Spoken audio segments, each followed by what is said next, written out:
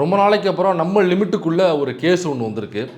அது என்ன கேஸ் அப்படின்னா, ஆர்எஸ் பாரதி அவர்கள் ப்ரெஸ் மீட் பண்ணும்பொழுது ஒரு பத்திரிக்கையாளர் ஏதோ ஒரு கேள்வி கேட்குறாரு. அதுக்கு ஆர்எஸ் பாரதி என்ன ஒரு பதிலை சொல்கிறாரு. குறுக்கால இன்னொரு பத்திரிக்கையாளர் வந்து அறநிலைத்துறை அமைச்சர் அவர்கள் பாப்பா மாடல் அப்படின்னு சொல்லி திமுகவை சொல்லியிருக்காங்களே அப்படின்னு சொல்லும் பொழுது, நான் பாப்பாவுக்குலாம் பதில் சொல்கிறது இல்லைங்க அப்படின்னு சொல்லிட்டு திரும்ப என்னன்னாக்கா, பாப்பான்னு சொன்னது நான் சொன்னது உங்களுக்கு வேறு மாதிரி தான் காதில் விழுது. ஆனால் நான் பாப்பான்னு தான் சொன்னேன், உங்களுக்கு வேறு மாதிரி காதில் விழுந்திருக்கும். அதில் எந்த தவறும் கிடையாது. எனக்கா ப்ரொனன்சியேஷன் அந்த மாதிரி இருக்குது.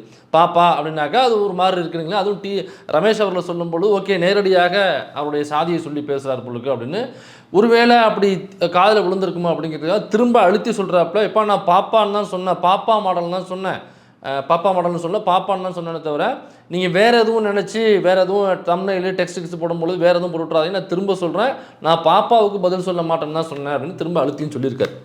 அப்போ உடனடியாக நம்ம அறநிலைத்துறை அமைச்சர் ரமேஷ் அவர்கள் இதை எடுத்து போட்டு, நீங்கள் பாப்பானுக்கு பதில் சொல்ல மாட்டேன்னு சொன்னீங்களே, என்னுடைய கேள்விகளுக்கு பதில் சொல்ல உங்களுக்கு திராணி இருக்கிறதா அப்படின்னு போட்டு அவர் ஒரு ட்வீட் போட்டிருக்காப்புல.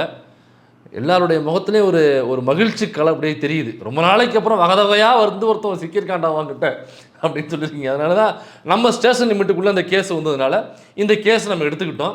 இந்த ட்வீட்டில் நம்ம அறநிலைத்துறை அமைச்சர் அவர்களுக்கு ஒரு அருமையான ஒரு குடமுழுக்கு விழாவை இப்போ நம்ம செய்வோம்.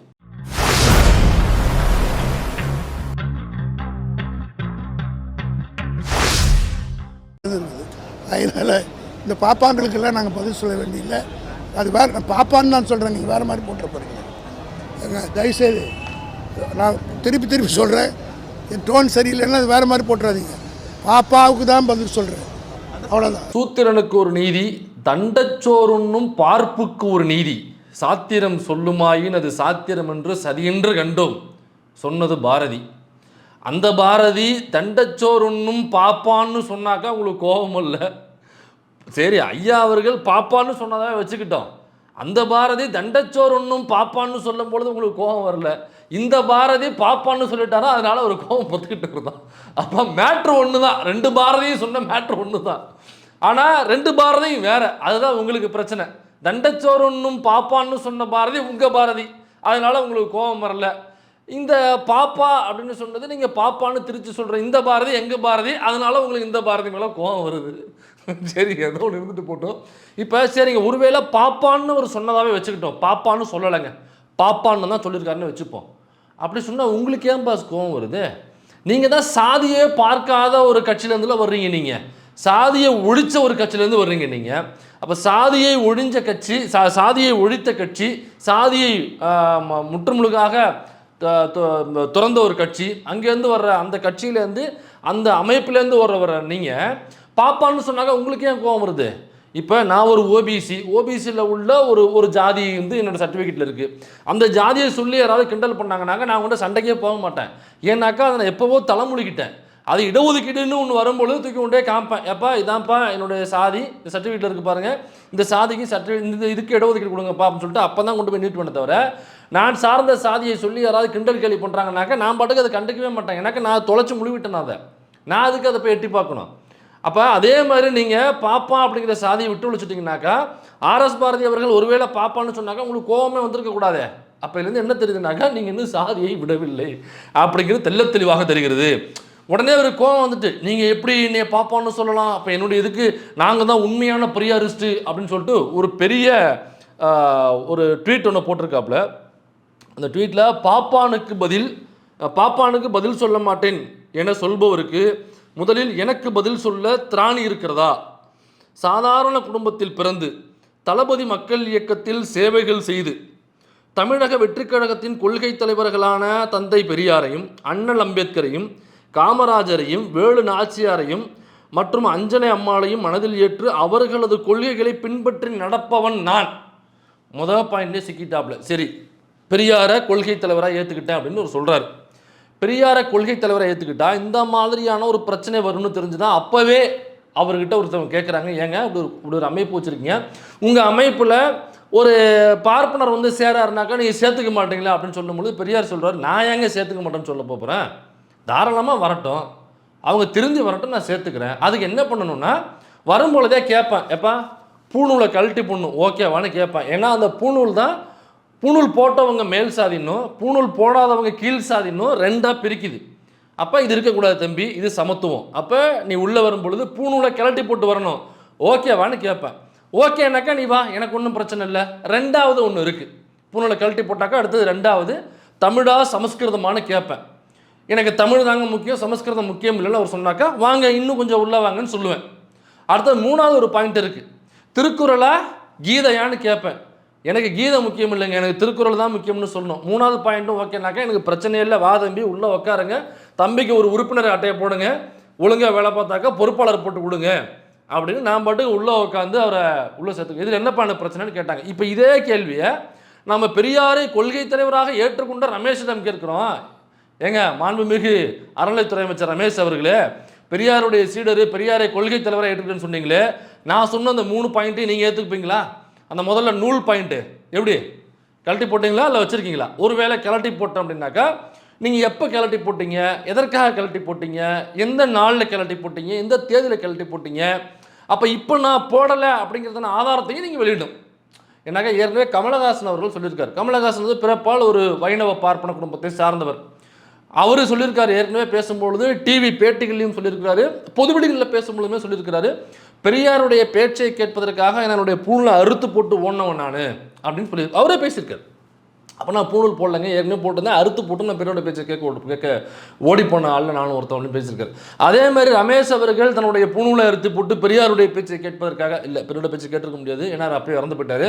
நான் வந்து பெரியாருடைய கொள்கைகளை ஃபாலோ பண்ணுற ஒருத்தனாக ஒரு தீக்கா மேடை போடும் பொழுது அந்த பேச்சை கேட்பதற்காக, பெரியாருடைய கொள்கைகளை பற்றி பேசுகிறாங்க அப்படின்னு கேட்கறதுக்காக என்னுடைய பூணூலை இத்தனாவது தேதி, இத்தனாவது மாதம், இத்தனாவது வருடம் இந்த இடத்துல நான் அறுத்து போட்டு போனேன், அதுக்கப்புறம் நான் என் உடம்புல பூணூலே அணியவில்லை, இப்பொழுதுமே நான் பூணூல் அணியாத ஒருவர் தான் அப்படின்னு சொல்வதற்கு ரமேஷ் அவர்களுக்கு திராணி இருக்கிறதா? நீங்கள் இந்த நிமிடம் வரை பூணூல் அணியவில்லை என்பதை நிரூபிப்பதற்கு உங்களிடம் திராணி இருக்கிறதா? ரெண்டாவது, தமிழா சமஸ்கிருதமா? ஏற்கனவே ரமேஷ் போட்ட ஒரு ட்வீட் இருக்குது, அதாவது தஞ்சாவூரில் தமிழில் குடமுழுக்கு பண்ணணும் பெரிய கோயில் அப்படின்னு சொல்லும்பொழுது அதை எதிர்த்து ஒரு ட்வீட் போட்டிருக்காரு. அவர் போட்ட ட்வீட் எடுத்து பார்த்தீங்கன்னாக்கா இது காடேஸ்வரன் போட்ட ட்வீட்டா, அர்ஜுன் சம்பத் போட்ட ட்வீட்டானு உங்களுக்கு சந்தேகம் வரும். அப்புறம் நீங்கள் டிபியை பார்த்தா தான் தெரியும், ஓ அறநிலைத்துறை அமைச்சரா இவர் அப்படின்னு. அந்த அளவுக்கான ஒரு ட்வீட். அவர் என்ன போட்டிருந்தாருன்னா, சரிங்க தஞ்சாவூரில் தமிழில் குடமுழுக்கு பண்ணணும்னு சொல்கிறீங்க, நல்ல விஷயந்தான். அதே மாதிரி இஸ்லாமிய வழிபாட்டு தலங்களில் நீங்கள் தமிழில் தான் ஓதணும்னு சொல்ல முடியுமா? கிறிஸ்தவ வழிபாட்டு தலங்களில் நீங்கள் தமிழில் தான் சொல்லணும்னு சொல்ல முடியுமா? அதை விட்டுட்டு எதுக்கு இங்கே மட்டும் தூக்கிட்டு வர அப்படின்னு எப்படி ஒரு ஆர்எஸ்எஸ்காரன் கேட்போனா அதை அப்படியே ஒரு பதிவாக போட்டிருந்தார். முன்னாடி போட்டதுங்க, அது சின்ன பிள்ளையில் போட்டதுங்க. ஆமாம், இப்போ 83 வயசாயிருச்சு, ரொம்ப அனுபவம் வந்து அப்படியே அறுத்து. சரி ஓகே, முன்னாடி போட்டது அப்புறம் திருந்திட்டாரு. சரி திருந்திட்டீங்கன்னா வச்சுப்போம். இப்போ உங்களுடைய நிலைப்பாடு என்ன? தமிழா சமஸ்கிருதமா? எனக்கு சமஸ்கிருதம் முக்கியம் இல்லைங்க, எனக்கு தமிழ் தான் முக்கியம் அப்படின்னு சொல்ல ரமேஷ் அவர்களுக்கு திராணி இருக்கிறதா? அவர் அமைச்சராக இருக்கக்கூடிய அறநிலைத்துறை டிபார்ட்மெண்ட்டுக்கு கீழே இருக்கக்கூடிய அனைத்து கோயில்கள்லையும் இனி சமஸ்கிருதம் கிடையாது, தமிழில் தான் எல்லாரும் அர்ச்சனை செய்யணும் அப்படின்னு சொல்வதற்கு ரமேஷ் அவர்களுக்கு திராணி இருக்கிறதா? ஏற்கனவே திமுக கொண்டு வந்த அன்னை தமிழில் அர்ச்சனை அவங்க கொண்டு வந்தாங்க. அது இந்த தாவேகா பீரியடில் என்ன லட்சணத்தில் செயல்படுது? தமிழில் அர்ச்சனை செய்யக்கூடியவங்களுடைய நம்பர் ஏற்கனவே போட்டிருந்தாங்களே, அந்த நம்பர் இன்னமும் நீங்கள் அந்த போர்டை மெயின்டைன் பண்ணுறீங்களா? அந்த முறையை நீங்கள் மெயின்டைன் பண்ணுறீங்களா? அதற்கு தனி நபரை நீங்கள் அப்பாயின்மெண்ட் பண்ணியிருக்கீங்களா? அவருடைய கான்டாக்ட் நம்பர் அந்தந்த அறநிலைத்துறை கீழே உள்ள கோயில்களில் போர்டில் எழுதி மாட்டி தொங்க விட்டுருக்கீங்களா? அந்த நம்பர் ஆக்டிவேஷனில் இருக்கா? அந்த நபர் ஆக்டிவாக இருக்காரா? தகவல் சொல்ல முடியுமா? அல்லது ஏற்கனவே போட்ட அன்னை தமிழ் அர்ச்சனை திட்டத்தை நீங்கள் எக்ஸ்பாண்ட் பண்ணியிருக்கீங்களா? அதில் என்ன நீங்கள் நொட்டி இருக்கீங்க தாவேகா அரசு? என்ன கிழிச்சிருக்கீங்க தாவேகா அரசு? சொல்கிறதுக்கு ரமேஷ் அவர்களுக்கு திராணி இருக்கிறதா? சரி, இதே மாதிரி அறநிலைத்துறைக்கு கீழே உள்ள நான் என்னக்கா திமுக கொண்டு வந்ததுலேருந்து நீங்கள் அப்கிரேடடாக போகணும். அவங்க ஏற்கனவே உள்ளதுலேருந்து ஒரு அப்கிரேடடாக ஒன்று கொண்டு வர்றாங்க. அன்னை தமிழ் அர்ச்சனை அது தொங்கும், ஒரு நம்பர் போட்டு ஒரு பேர் போட்டு தொங்கும். உங்களுக்கு தமிழில் அர்ச்சனை செய்யணும்னாக்கா நீங்கள் உள்ளே போனீங்கன்னாக்கா நம்பர் தொங்கும், அந்த நம்பருக்கு கால் பண்ணிங்கனாக்கா வித்தின் 10 மினிட்ஸ்க்குள்ள அவர் வருவார், நீங்கள் தமிழ் அர்ச்சனை பண்ணிக்கலாம். இது அன்னை தமிழ் அர்ச்சனை. டிஃபால்ட்டாக சமஸ்கிருதத்தில் பண்ணுறவர் உள்ளே இருப்பார். இப்போ நீங்கள் வரும்பொழுது இது அப்படியே மாற்றணும். ஏன்னா நீங்கள் பெரியாருடைய கொள்கை, உண்மையால் நீங்கள் பெரியாருடைய கொள்கையை ஃபாலோ பண்ணுறவங்க இல்லை, திமுக வந்து சரியாக ஃபாலோ பண்ணல. நீங்கள் தானே உண்மையான சமூக நீதி, உண்மையான பெரியாருடைய சீடர். அப்போ நீங்கள் என்ன பண்ணணும்னாக்கா டிஃபால்ட்டாக தமிழில் அர்ச்சனை பண்ணுறவரை உள்ளே வைக்கணும், சமஸ்கிருதத்தில் அர்ச்சனை பண்ணுறவரை தனியாக ரூம் வேணால் போட்டு கொடுத்துருங்க, நம்பர் எழுதி தொங்க விடுங்க. வர்றவங்க இன்கேஸ் அவங்களுக்கு சமஸ்கிருதத்தில் பண்ணணும்னு தோணுச்சுனாக்கா, அவங்க விரும்பினாக்கா அந்த நம்பருக்கு பண்ணட்டும், அவங்க வந்து அர்ச்சனை செய்யட்டும். இந்த மாதிரி பண்ணுறதுக்கு ரமேஷ் அவர்களுக்கு திராணி இருக்கிறதா? அறநிலைத்துறைக்கு கீழே உள்ள கோவில்களில் குடமுழுக்கு இனிமேல் தமிழில் மட்டும்தான் செய்யப்படும், சமஸ்கிருதத்தில் செய்யப்படாது. ஏன்னாக்கா தாவேகா தான், ரமேஷ் தான் உண்மையான பெரியாருடைய பேரன். ரமேஷ் தான் அல்லது தாவேகா தான் பெரியாருடைய கொள்கையில் உண்மையாக கடைபிடிக்கிறவங்க. அதனால் தமிழ்நாட்டுக்குள்ள அறநிலைத்துறைக்கு கீழே உள்ள எந்த கோயில்லையும் இனி சமஸ்கிருதத்தில் அர்ச்சனையோ அல்லது குடமுழுக்கோ செய்யப்படாது. ஒருவேளை அவங்க விரும்பினாக்கா அர்ச்சனை மட்டும் செஞ்சுக்கலாம், நம்பருத்தம் கூடப்படும். சொல்கிறதுக்கு ரமேஷ் அவர்களுக்கு திராணி இருக்கா? அடுத்ததாக 3வது குரலா கீதையா. இவருடைய தலைவரே கட்சி ஆரம்பிக்கும் பொழுது பகவத்கீதையை அந்த பாட்டில் பார்த்தீங்கன்னா வரும். அவங்களுடைய கட்சி பாட்டில் ஒரு விஷுவல் பண்ணியிருந்தாங்க. கட்சி ஆரம்பிக்கும் பொழுது ஒரு மாநாட்டில் போட்டிருந்தாங்க. ஐ திங்க் அது வந்து விக்கிரவாண்டி மாநாடுன்னு நினைக்கிறேன், மேபி இல்லை வேறு இடமா கூட இருக்கலாம். விக்கிரவாண்டின்னு தான் நினைக்கிறேன். அப்போ அந்த விஷுவல் வரும்பொழுது, ஏவி வரும்பொழுது அதில் பகவத்கீதை வரும்.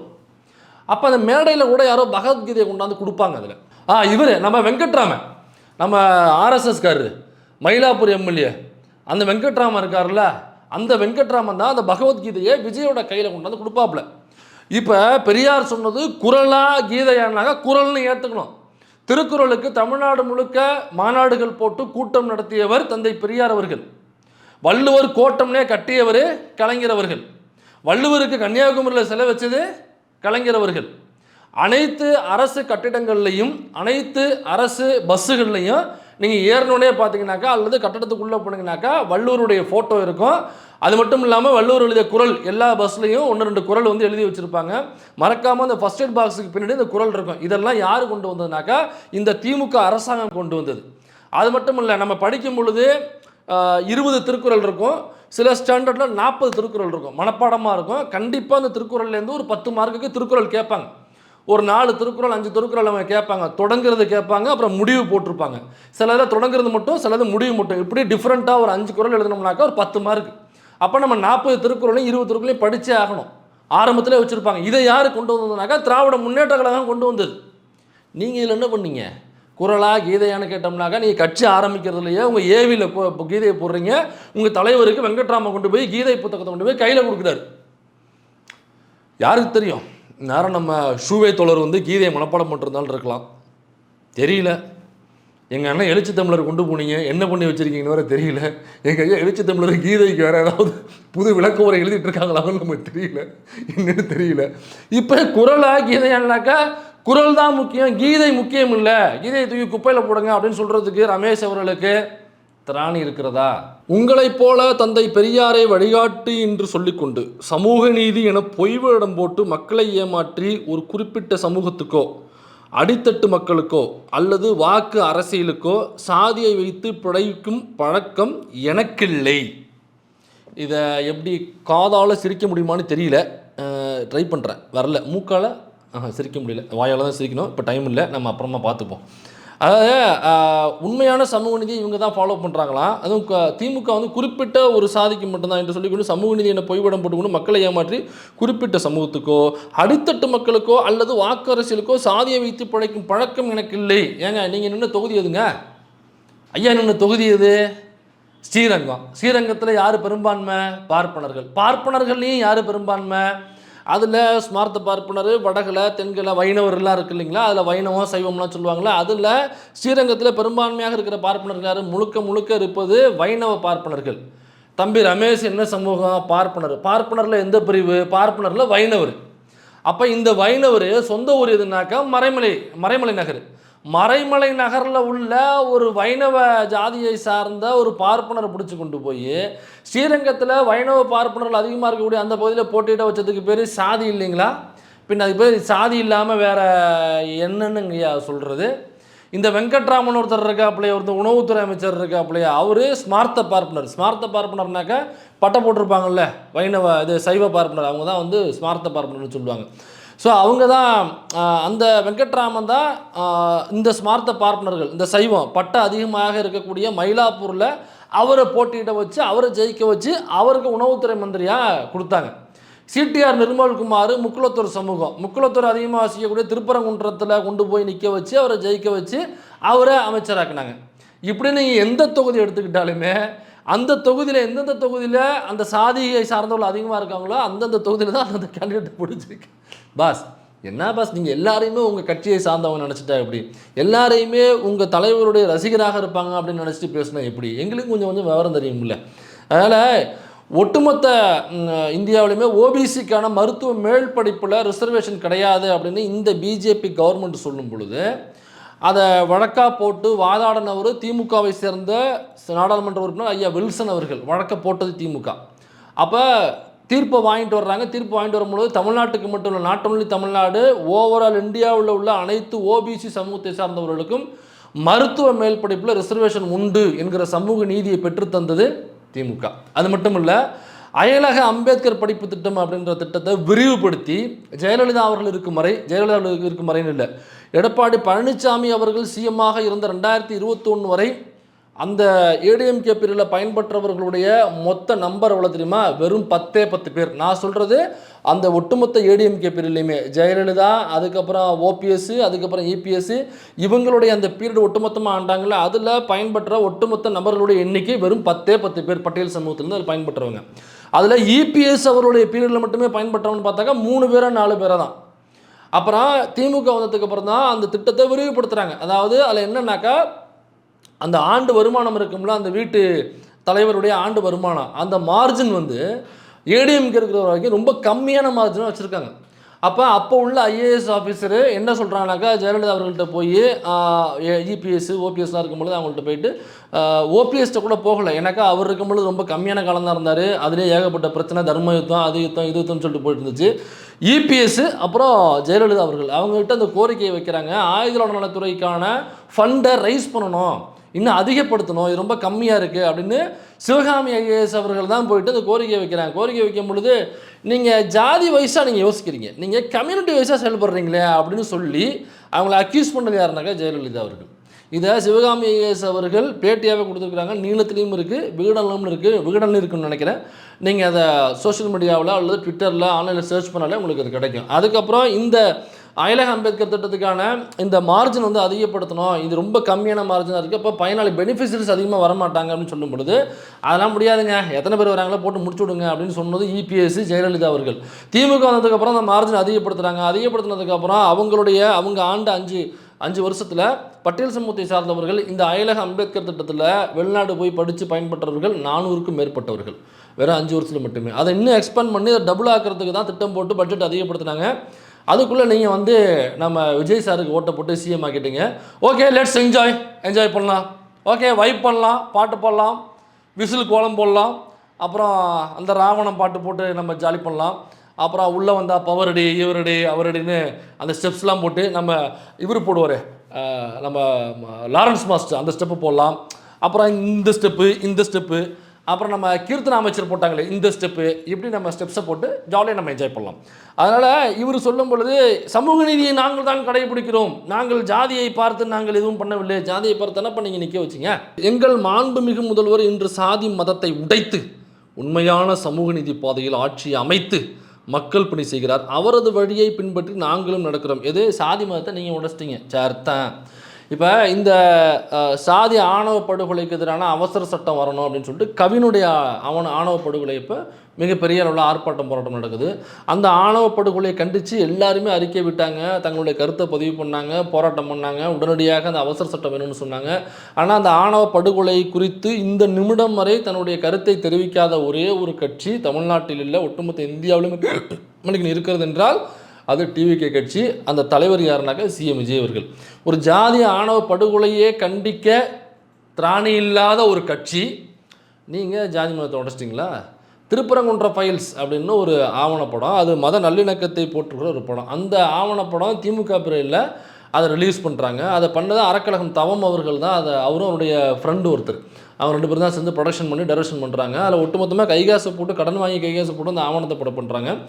அந்த ஆவணப்படம் திமுக பிரிவில் எழுச்சி தமிழரும் சிபிஐயினுடைய மாநில செயலாளரும் சிபிஎம்முடைய மாநில செயலாளரும் ஐயா ஆசிரியர் கி வீரமணி அவர்களும் இவங்க தான் அந்த படத்தை வெளியிடுறாங்க. ஆவணப்படத்தை வெளியிட்டு 4 ஃப்ரேம்ஸில் ஷோ பண்ணுறாங்க. அந்த ஷோவை பார்த்துட்டு நம்ம அண்ணன் நக்கீரன் கோபாலன் இன்னும் பல மூத்த பத்திரிகையாளர்லாம் பார்த்துட்டு அது பயங்கரமாக பாராட்டினாங்க. நாம் கூட யூடியூபோட சார்பாக TVK office, not TVK, TVK Dravidar Viduthalai Kazhagam office மயிலாப்பூரில் இருக்குது. அங்கே நாமளும் ஒரு ஷோ பண்ணியிருக்கோம். மனோ தங்கராஜன் தலைமையிலையும் மனோ தங்கராஜன் வந்திருந்தார். அப்புறம் நம்ம வாஞ்சிநாதன் தோழர், வழக்கறிஞர் வாஞ்சிநாதன் தோழர் அவர்கள் வந்திருந்தார். அவங்கள வச்சு தான் நாம் அந்த படத்தை வெளியிட்டோம். அப்போல்லாம் எந்த தடையும் இல்லை. ஆனால் டிவிகே ஆட்சி வந்ததுக்கப்புறம் அந்த ஆவணப்படம் எங்கே திருட போனாலுமே போலீஸ் வந்து 100க்கு மேற்பட்ட போலீஸுகள் வந்து குவிஞ்சு அந்த படத்தை திருடக்கூடாது, ஏன்னாக்கா அமைதிக்கு குந்தகம் விளைவிக்கிறது, இந்து முஸ்லீம் ஒற்றுமையை பேணி காக்கிற அதை ஊக்குவிக்கிற ஒரு ஆவணப்படம் எப்படி சமூகத்தினுடைய அமைதியை எப்படி சீர்குலைக்கும்? மேலிடத்த உத்தரவு. எந்த மேலிடம்? இந்து முன்னணியின் மேலிடம். அப்போ இந்து முன்னணி தான் அதை திருடக்கூடாதுன்னு 4 ஃப்ரேம்ஸு நேரடியாக போய் ஆளை கூட்டு போய் மிரட்டி ஒரு லெட்டர் கொடுத்துட்டு வந்தாங்க. அதுக்கப்புறம் தான் போலீஸ் இறக்கி அங்கேயும் திருடாமல் மறுத்துட்டாங்க. நீங்கள் சாதி மதத்தை ஒழிச்சு விட்டீங்க, இதை நாங்கள் நம்பணும். அதாவது எஸ்சி, எஸ்டி, பிசி, எம்பிசியிலிருந்து முஸ்லீமாக மாறியவர்களுக்கு ரிசர்வேஷன் கிடையாது அப்படின்னு திமுக பீரியடில் ரிசர்வேஷன் உண்டுன்னு வச்சுருந்தாங்க.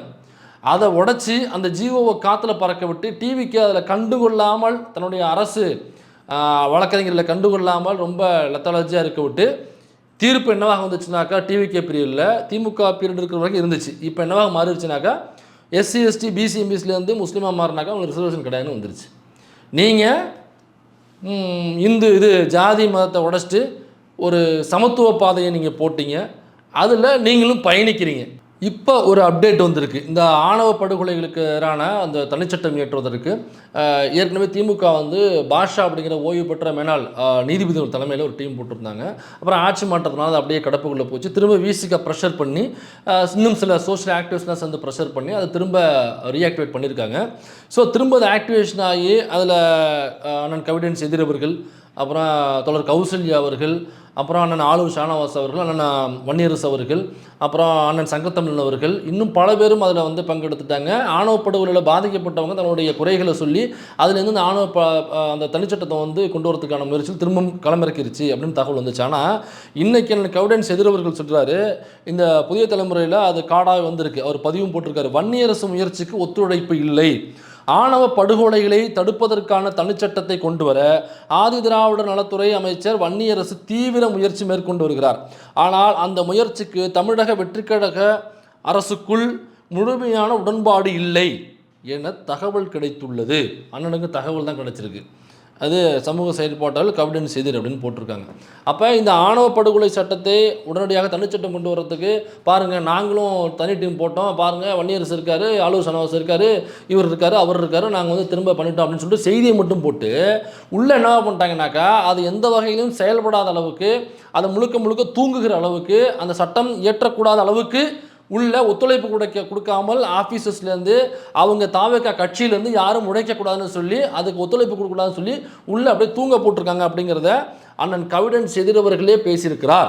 அப்போ நீங்கள் தான் என்ன பாஸ் ரமேஷ், நீங்கள் தான் ஜாதி மதத்தை ஒழிச்சு விட்டீங்க, தனியாக அவங்க தலைவர் வந்து ஒரு சமத்துவ ரூட்டை போட்டிருக்காரு, அதில் நீங்கள் பைக் எடுத்துகிட்டு சும்மா ஜல்லுன்னு போயிட்டுருக்கீங்க. எனக்கு ஒன்று புரியல ரமேஷ், என் நெத்தியில் இங்கே எழுதியிருக்கா பார்த்து சொல்லுங்க கொஞ்சம். சாதியை வைத்து நீங்கள் நடத்தும் போலி அரசியல் படைப்புக்கு தான் தந்தை பெரியாரின் தடி மூலம் தேர்தலில் தோல்வியடி விழுந்திருக்கிறது என்பதை நினைவுபடுத்தி பேசுவது நல்லது.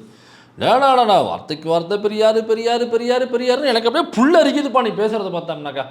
இப்போ நான் என்னை சுய பரிசோதனை பண்ணின்னு நம்மளுக்கு இருக்கு, என்னை விட அதிகமாக நீ பெரியாருடைய பெயர் பயன்படுத்தி, ஆசிரியர் ஐயா கூட இந்த அளவுக்கு பெரியார் பேரை வந்து வார்த்தைக்கு வார்த்தை பயன்படுத்திக்க மாட்டார். வார்த்தைக்கு வார்த்தை பெரியார் பெரியார் பெரியார்னு.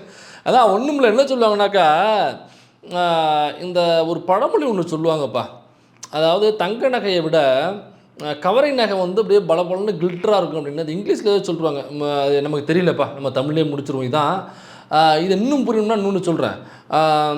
இந்த இவர் இருக்கார்ல, சார்லி சாப்ளின் இருக்கார்ல, அவர் வந்து ஒரு நிகழ்ச்சியில் கலந்துக்க போனாப்புல. சார்லி சாப்ளின் மாதிரியே மாறுவேடை போட்டு வச்சுருந்தாங்கன்னா அதில் சார்லி சாப்ளின் யாரும் தெரியாமல் போயிருக்காப்புல. அங்கே போனோம்னாக்கா சார்லி சாப்ளினுக்கு 3வது இடத்த கொடுத்துட்டாங்க. சார்லி சாப்ளின் மாதிரியே ஒருத்தர் நடிக்க போனாப்புல இல்லை, அவருக்கு ஃபஸ்ட்டு ப்ரைஸை கொடுத்துட்டாங்க. சார்லி சாப்ளினா உன்னை கம்பேர் பண்ணுறேன்னு நினைக்காத, சும்மா தகவலாக சொல்கிறாங்களா தான், வார்த்தைக்கு வார்த்தை பெரிய. சரிப்பா, இப்போ என்ன நீ பயங்கரமாக நீ பெரியார் உள்வாங்கிட்ட, பெரியாரிஸ்ட்டு ஆகிட்ட, சூப்பர்யா சூப்பர். சரி, நான் கேட்ட அந்த நூல் மேட்ரு, அந்த கீதை, அப்புறம் அந்த தமிழ் சமஸ்கிருதம், அதெல்லாம் என்னென்னு நீங்கள் சொல்லுங்கள். ஆனால் இப்போ என்கிட்ட ஒரு கேள்வி இருக்குது. இவ்வளோ தூரம் நீங்கள் பெரியாரை பற்றி பேசுகிறீங்கனாக்கா ஒன்றும் இல்லை, ஒரே ஒரு ட்வீட்டில் வேலையை முடிச்சிடலாம். ஒரே ஒரு ட்வீட், சனாதனம் ஒழிகன்னு ஒரு ட்வீட் போட யார் ரமேஷ் திராணி இருக்கா? அப்படி இல்லைன்னா இன்னொரு ஒரு ஐடியா தர்றேன் உனக்கு, மன்னிக்கணும் உங்களுக்கு, எனக்கு அமைச்சர் வேறு வேணா ஒரு மேடை போடுவோம்.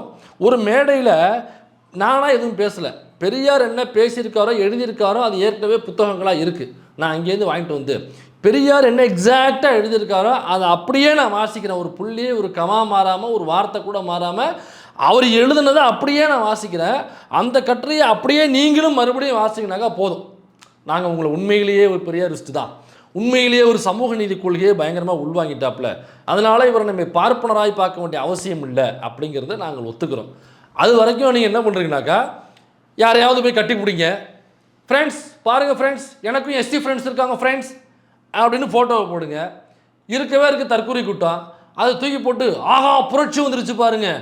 யார் நம்ம அந்த டெடிபியர் முடிஞ்சு ஒருத்தரப்பானே ஒரு ரிவ்யூவர்னு சொல்லிட்டு, இதுதான்டா புரட்சி, இதுதான் பயங்கரமான புரட்சி, இத்தனை வருடங்கள் இது நடக்கவே இல்லையே, இந்த வந்த உடனே அடுத்த நிமிஷமே நடந்துருச்சு அப்படின்னு அதை போற்றி புகழ்வதற்கு, ஸ்ப்ரெட் பண்ணுறதுக்கு, அதை பற்றி அங்கலாய்ப்பதற்கு உங்கள் தற்கூறிகள் இருக்காங்க.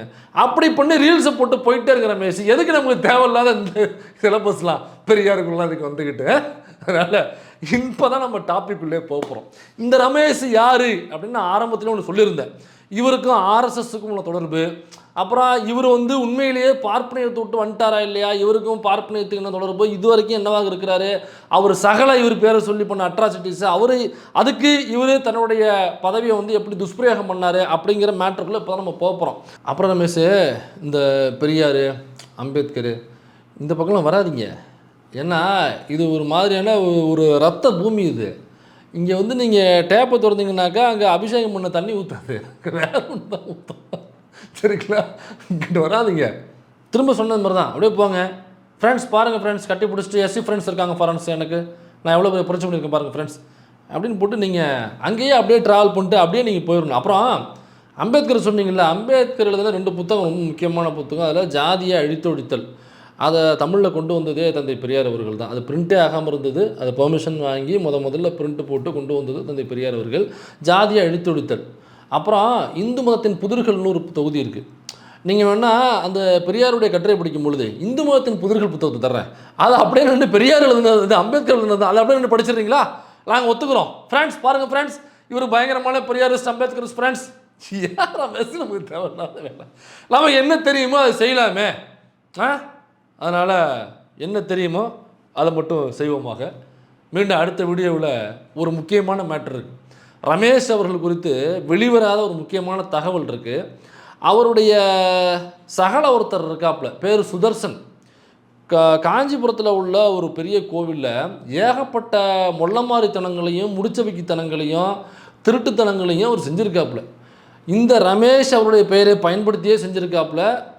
பல கோடிகளுக்கு ஆட்டையை போட்டிருக்காப்புல. ஆதாரம் நம்மக்கிட்ட இருக்குது, அந்த புகார்கள் இருக்குது, புகைப்படங்கள் இருக்குது. இதை வெளியே கொண்டு வந்த அறநிலைத்துறை சம்மந்தப்பட்ட ஒரு ஆஃபீஸர் அங்கே இருக்காங்க. இதை கண்டித்து அவரை வந்து எக்ஸ்போஸ் பண்ணவங்க, அதற்காகவே அவங்கள வந்து பணியிடை மாற்றம் பண்ணி வேற ஒரு கோயிலுக்கு அனுப்பிச்சிட்டாங்க. இப்படி பல எக்ஸ்க்ளூசிவ் தகவல்கள் இருக்குது. இதை அடுத்த வீடியோவில் பார்ப்போம்.